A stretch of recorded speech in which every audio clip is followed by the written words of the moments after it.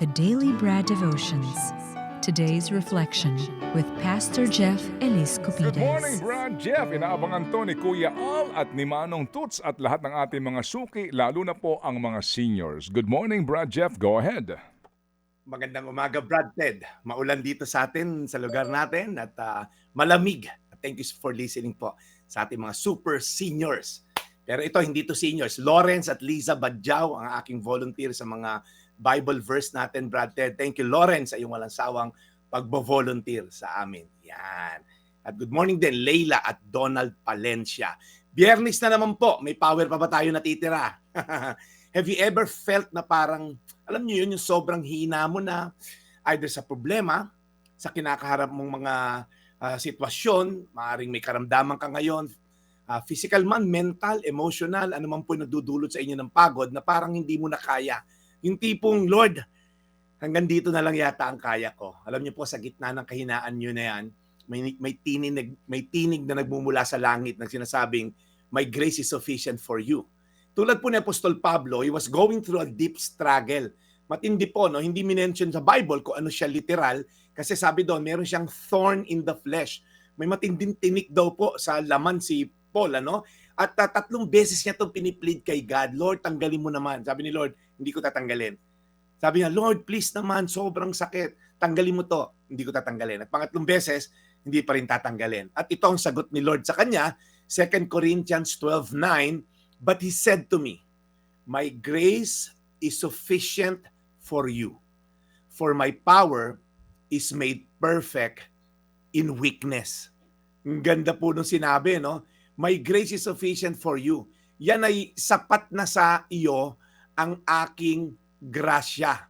Alam niyo po, kung sino man sa inyo ngayon ang may pinagdadaanan, mahaba pa po yung verse na yan, ano? Pero ang reminder lang po sa atin ni Paul ngayon, hindi ka nag-iisa sa laban na to. Okay? Hindi ikaw ang solong lumalaban. Alam niyo mga kapatid, minsan hindi sinasagot ni Lord ang prayer natin the way na ini-expect natin. Not because He doesn't care, but because He wants us to experience something deeper, His grace. Madalas po, He is concerned in changing our hearts rather than our circumstances. Ano po ibig sabihin nun? Minsan kasi, ang prayer natin, Lord, makaahon na ako sa hirap na to. Lord, gumaling na tong stage 3 cancer ko. Lord, mawala na tong problema ko. Okay naman pong dasal yan. Pero bakit minsan hindi inaalaw ni Lord? Because sa gitna ng dagok, sa gitna ng bagyo, sa gitna ng unos, doon tayo mas napapalapit sa Kanya, doon tayo mas sumasandal sa Kanya. Kaya po yung weakness natin, yung failure, even yung ating mga limitation, hindi yan hadlang para maranasan ang kapangyarihan ng Diyos. In fact, doon pa mismo kumikilos ang Kanyang kalakasan.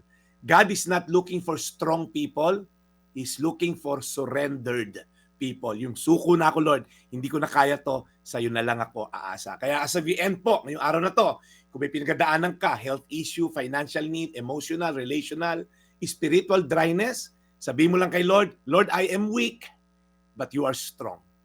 Let your grace be enough for me today. 2 Corinthians 12:9, but He said to me, my grace is sufficient for you, for my power is made perfect in weakness. Tayo po'y manalangin. Panginoon, kami po ay nagsusurrender sa inyo ng aming kalakasan. Kasi Lord, wala naman talaga kaming control sa mga pangyayari. Hindi nga namin mapaitim ulit ang aming puting buhok, sabi mo sa Biblia. How much more, Lord, yung mga bagay na beyond our control. Lord, tulungan mo lang kami isurrender sa iyo ang control. That you are in control. You're the Alpha and the Omega, the beginning and the end. Kaya Lord, today, alam namin na yung kalakasan, yung grasya mo is sufficient sa aming kahinaan. Aasa kami sa iyo, hindi kami didiskarte ng illegal, ng immoral at maling pamamaraan. Magdarasal kami, gagawin lamang ang tama, at maghihintay kami ng deliverance mo. In Jesus' name. Amen. Amen. And Lord, muli po maraming salamat sa aming pakikinig sa isa pang magandang aral. Mula kay Brad Jeff, we continue to pray para po sa kanya pong kalusugan at ginagawang pagmimisyon. In Jesus' name we pray. Amen. Salamat na marami, Brad.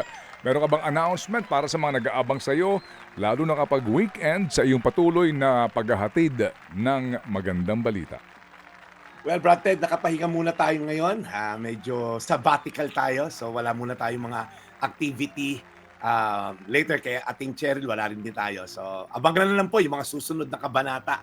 Medyo may pinaghahandaan tayong malaking mission. Yan, Brad Ted. Okay, sige. So, again, Brad Jeff, take it easy and God bless your mission. Catch you on Monday. We'll see you again. Salamat po sa inyong pagsubaybay. Nasaan man kayong lupalop ng mundo. Ito po yung Daily Brad, your daily dose of inspiration. Serving the people, Brad Jeff Eliscopides.